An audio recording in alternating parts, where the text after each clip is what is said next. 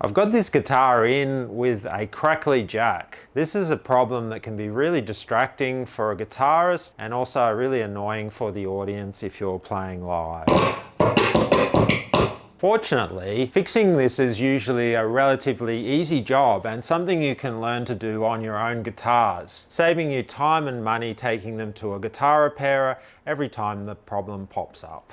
Hi everyone, this is Sean from Hancock Guitars. I'm going to run through replacing a jack in a guitar today. The crackling or cutting out in the sound usually occurs because the jack has wear on it. Now this wear can't be repaired, so it's usually best just to replace the jack. If you're in a rush, it might be worth trying a new lead or a different brand of lead, as sometimes the combination of lead and jack can make the problem worse. This will buy you some time before having to replace the jack.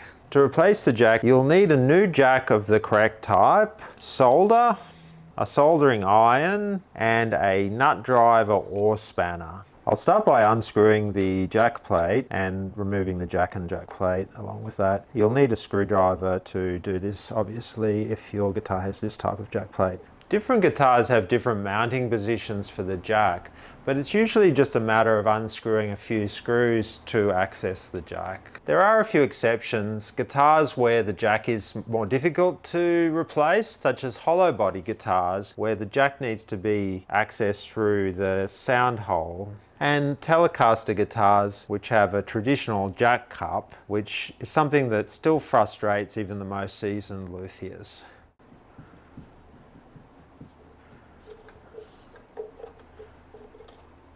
Once you have the jack out, use the soldering iron to melt the solder and detach the wires from the lugs. Just be sure to take note of which wire goes to which lug so you can replicate that on the new jack, or better yet, use your phone to take a photo of the jack and then you can refer to that later.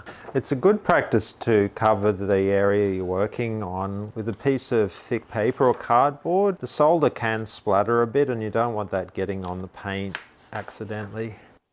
Heat up each lug, and when the solder melts, pull the wire out. This is the jack I'll be using. It's a Switchcraft stereo jack, which is the same brand and type as the original jack. You don't have to use the same brand, but always use good quality jacks as they last longer between replacements. Unscrew the nut from the old jack and remove it from the jack plate. This jack has 2 star washers on it.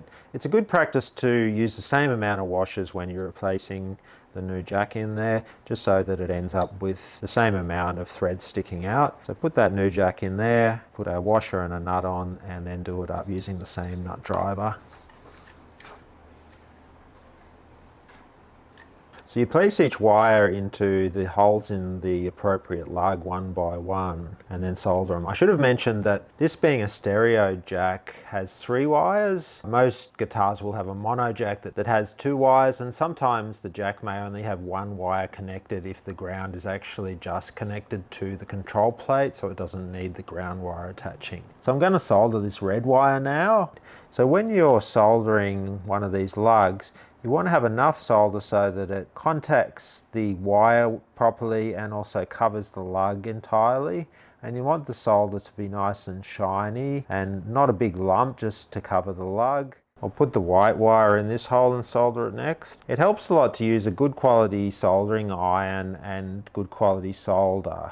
The solder I'm using here is from Australian Luthiers Supplies, and it's been selected to be ideal for this sort of guitar work, and the soldering iron is a good temperature controlled soldering iron.